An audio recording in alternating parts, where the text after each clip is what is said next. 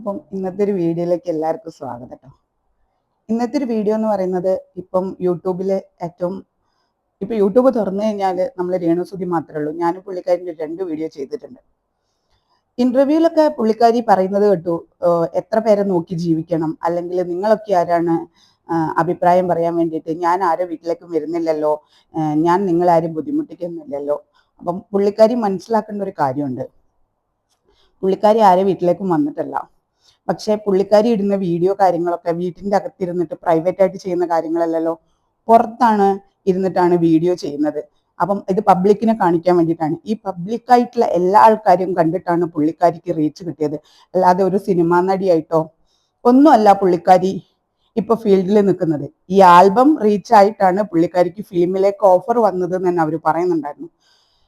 അപ്പം ഈ പറയുന്ന ആൾക്കാര് അവര് എല്ലാരും ഇങ്ങനെ അവര് കാണണ്ട, ഈ നെഗറ്റീവ്സ് ഉള്ളത് കൊണ്ട് തന്നെയാണ് രേണുസുതി വളരുന്നത്. അല്ലാതെ രേണുസുതിക്ക് പോസിറ്റീവ് സൈഡ് കൊണ്ടല്ല രേണുസുതി വളരുന്നത്, രേണുസുതിക്ക് നെഗറ്റീവ് ഉള്ളത് കൊണ്ട് തന്നെയാണ്. അപ്പം ചിലപ്പം ഇങ്ങനെ പറയാറുണ്ട് അവർ അതിനെ പറ്റി, പക്ഷെ പുള്ളിക്കാർ ഇതെല്ലാം ആസ്വദിക്കുന്നുണ്ട്. കാരണം എപ്പോഴും ഒരു മീഡിയയിൽ നിറഞ്ഞു നിൽക്കാൻ ആഗ്രഹിക്കുന്ന ഒരാളാണ് പുള്ളിക്കാരി എന്ന് പല കാര്യങ്ങളിൽ തോന്നിയിട്ടുണ്ട്. ചിലപ്പോൾ പറയും, ചില വീഡിയോ ഒക്കെ ചെയ്യുമ്പോൾ പറയും അറിയില്ല, അല്ലെങ്കിൽ അപ്പം ഈ അറിയില്ലെങ്കിൽ ചെറിയ കുട്ടിയൊന്നും അല്ലല്ലോ, ചോദിച്ച് മനസ്സിലാക്കണം. ഇപ്പം ഒരു കാര്യം പറയുമ്പം അത് ശരിയാണോ തെറ്റാണോ നോക്കിയിട്ട് വേണം അവര് സംസാരിക്കാൻ വേണ്ടിയിട്ട്. ഞാൻ അത് അങ്ങനെയല്ല പറഞ്ഞ്, ഞാൻ ഇങ്ങനെയല്ല പറഞ്ഞ്. അപ്പം നിങ്ങൾക്ക് ഇപ്പം ഭയങ്കര ഒരു, നിങ്ങൾ വിചാരിക്കുന്നുണ്ടാവും ഭയങ്കര എന്തോ ഒരു സെലിബ്രിറ്റിയോ എന്തോ ആയി എന്നാണ് വിചാരിക്കണേ.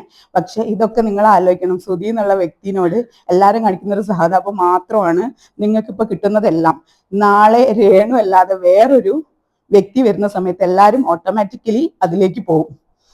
അപ്പോഴും നിങ്ങൾക്ക് ഉണ്ടാവുക പ്രേക്ഷകർ മാത്രമാണ്. നിങ്ങൾക്കൊരു ചാനലുണ്ട്, നിങ്ങളെ മക്കൾക്ക് 2 ചാനലുണ്ട്. അപ്പം നിങ്ങൾ ഇവരെയൊക്കെ വെറുപ്പിക്കാതിരുന്നു കഴിഞ്ഞാൽ ഈ മീഡിയ ഇതും ഒന്നും എപ്പോഴും ഉണ്ടാവില്ല. കാരണം ഇന്നല്ലെങ്കിൽ നാളെ പുതിയൊരാൾ വരുമ്പോൾ നമ്മളെ ചരിത്രം അത് തന്നെയാണ് പറയുന്നത്. ഏതൊരു പുതിയ ആൾക്കാർ വരുമ്പോൾ കുറച്ച് സമയം അവരെ ഒന്ന് അവരൊപ്പം നിൽക്കും, അത് കഴിയുമ്പോൾ അടുത്ത ആൾ ഒബ്വിയസ്ലി അടുത്ത ആൾ വരുമ്പോൾ പോകും. അപ്പം നമുക്ക് എന്താ പറയുക, നല്ല ചാനലുണ്ട്, നിങ്ങൾക്ക് അതിൽ വീഡിയോ ചെയ്യുക. കാരണം മാക്സിമം ആൾക്കാരെ നിങ്ങൾ വെറുപ്പിക്കാതെ നോക്കുക. നിങ്ങൾ വെറുപ്പിക്കുമ്പം ഈ ഒരു സ്റ്റാർഡം ഇല്ലാതെ ആവുന്ന കാലത്തും നിങ്ങൾക്ക് എന്ത് ചെയ്യാൻ പറ്റും, അത്യാവശ്യം മാന്യമായൊരു വരുമാനം യൂട്യൂബിൽ ഉണ്ടാക്കിയിട്ട് നിങ്ങൾക്ക് ജീവിക്കാൻ പറ്റും. അപ്പം എന്താ പറയുക, ഇത് എന്താ പറയുക, ഞാൻ മറ്റുള്ളവരെ പോലെ വിമർശിക്കുക ഒന്നുമല്ല. കാരണം എന്താ പറയുക, നിങ്ങൾ പറയുന്നതിനുള്ള ഒരു റിപ്ലൈ അത്രമാത്രം വിചാരിച്ചാൽ മതി. ഇത് പറയാൻ ഞാനാരാ നിങ്ങൾ ചിന്തിക്കും വേണ്ട.